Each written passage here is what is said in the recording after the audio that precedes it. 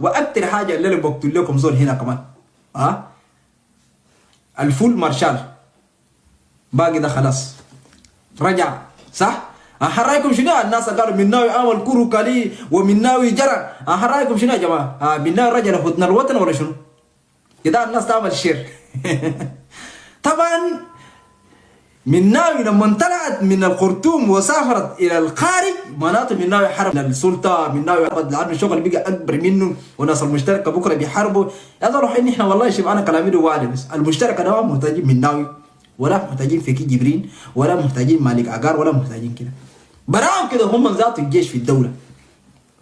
ايوه لكن في خلال وجود السودان يشتغل بتعليمات الجيش، يشيلوا زخم الجيش، يشيلوا الامداد من الجيش، الوقود من الجيش، كل شيء من الجيش، حتى لو لبس يشيلوا من الجيش وبياخذوا نيابه عن الجيش.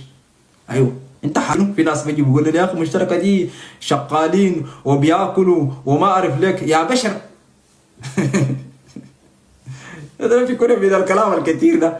قانونا في البحيم اهم حاجه على الاجتماع بتاع العميز ده، انا عشان نفسر بالراحه كده، الاجتماع بتاع العميز ده يا صاحبي استعداد لدخول الدارفور. بعد ده الجنجويد الدارين تسوسو تحفروا دارفور ده ولا تحولوا تودوا مكان ثاني ما بخصها، لكن نحن الان اجتماع بتاع العميز مخرجه الاجتماع نحن نجهز دخول الى الدارفور. خليك من المشاهد بتاعت الكردفان بخادي، لا لا لا تاني ما بننتظر. ايوه ما ده صاحبي شغل المتق وخلونا من قبطنا مسيب. قال قبطنا مسيب جاي من ولايه جنوب دارفور جاي للفلول في الفاشر.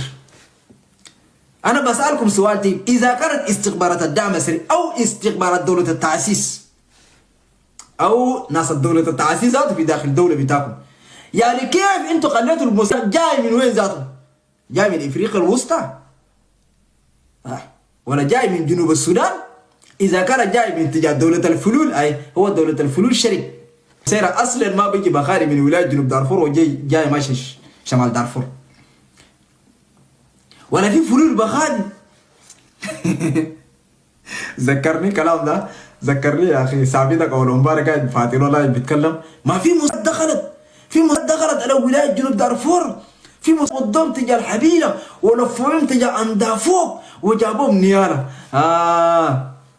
كلامه صحيح ولا شنو؟ الفلول موجودين معاكم في ولايه جنوب دارفور ولا شنو؟ والله نتمنى نتمنى يكون معاكم فلول في ولايه جنوب دارفور وتيم هناك. ايوه ونحن الولايه جنوب دارفور الليله على ادريس قال ماسك له جرس كده، قال الليله افتتاح المدرسه ان شاء الله الفقره الاولى الصباحيه ندق الجلس يا بشر. هو يا اهل هوي خلوا الكذب. ايوه خلوا الكذب. وصلت الماء وصلت الماء خلاص ما وصل. مرحب والله وصلت الماء قلنا لكم. ايوه نتمنى قادة الجيش يشتغلوا لنا شغل نظيف بدل ما نقلبوا يا مشترك. اسمعوا الكلام ده انا بقول لكم، في حاجه الناس بقول لك اسمع كلام اللي بيدكيك لكن ما تسمع كلام اللي بيضحكك. معناته شنو؟ بدل ما نقلب يا قادة الجيش، بدل ما نكونوا موجودين في الدوله وبكره شنو البكره يعني غدا، شنو الغدا يعني عام جاي طيب، بدل ما نجي كلنا قاعدين نكتبوا في الفيس والله يا اخي القائد الفلان كانت رجل صادق، الأمدة الفلان كان رجل صادق في الفاشر وهم كانت أبطال وهم انصبطوا. الكلام دي بدل ما بعدين نجي نكتبها في الفيس أو نجي نقولها في اللايفات، أفضل حاجة الإنسان تحسن أهلك. الكلام ده أنا بقوله ليه؟ لأنه نحن في الفاشر أنا عارف ناس فاشر ده ثابتين ولا حتى الآن أمورهم ماشي عسكريا كده، ناس فاشل امورهم ماشي. وحتى الجنجويد يجي من كردفان، يجي من افريقيا الوسطى، يجي من وين ايفر، لما نيجي في الفاشل عارفين بانه ناس فاشل ده بيقدروا يقدموا لهم شنو؟ هسه شالوا لهم خريطه كده ما اعرف لك الخريطه من هنا لهنا، ده الفاشل ده المشتركه مع الجيش منكبين هنا ونحن الان مسيطرين على المنطقه كده يا انتوا اللي مسيطرين ذاتهم، نحن ما عندنا مشكله. الكلام ده خدوه في بالكم. لكن الرسالة دي هيصل لقادة المشتركة بالأقص، لأنه أنتوا الليلة القومية الأكبر في الفاشل أنتوا ناس المشتركة.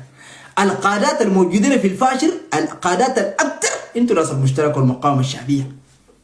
بدل ما بعدين تجي تقول يا اخي القائد جنرال الفلان والله القائد الجنرال اللي كانت موجوده ودرست للفلول ودرست للجنجويد. طبعا نحن ما زمان فلول الان بدك جينا بدل ما تفقد يوم من الايام حتفقد قاداتك.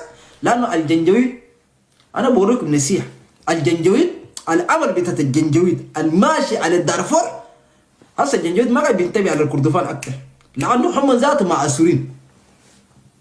ليه الان الجنجويد يعني بيعمل فات؟ ليه؟ في زول سأل نفسه؟ لا، الجنجويد يعمل مناهضات في الكردفان عشان يثبت الجيش اللي دار يتحرك مقادي. وبعدك يتم الشغل هنا في الفاشر، يتم تحرير الفاشر. لما يتم تحرير الفاشر دريك الى بارتي دو بابو نوسا. لانه خدين حاجتين بس، هسه دعم السرقات حاجتين بس في راسه. نحن اول حاجه من الفاشر، وهسه القوه الصباح ومساء اللي بيردموها على الفاشر قوه كبير. ده قوه يعني يحرر السودان، ده قوه يحرر افريقيا، يردموه في الفاشر كده بس. نحن الان متقدمين والفاشر باقي لنا متر، الفاشر باقي لنا 10 امتار والمشترك والجيش. والله بجي بقول لكم والله نحن كويسين، ما تخافوا. يجوا ماشيين ندوم حبشه كده برجعوا. واصلا ما في نحن نقود مع الجنجويد كله صباح ومساء، نتبادل مع الجنجويد ما نفقد شباب مستحيل. ايوه زي ما هم بيفقدوا الشباب نحن برضه بنفقد شباب. علشان كده انا رسالتي للجيش وخاصه قاده المشترك الموجودين في العبيد، الكلام ده خدوه في عقلكم 100%. من العبيد للفاشر بيكلف كم ساعه؟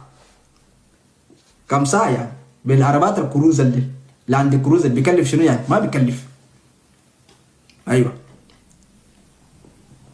نحن خلينا نشد الحمه زي ما بقول لكم، خلوكم جاهزين زي ما قلنا لكم، خليكم جاهزين مويه وزيت. قلنا عرق يعني اذا كانت في جيش وفي مشتركه وفي براء وفي كي كلام تاني في زول بوقفنا؟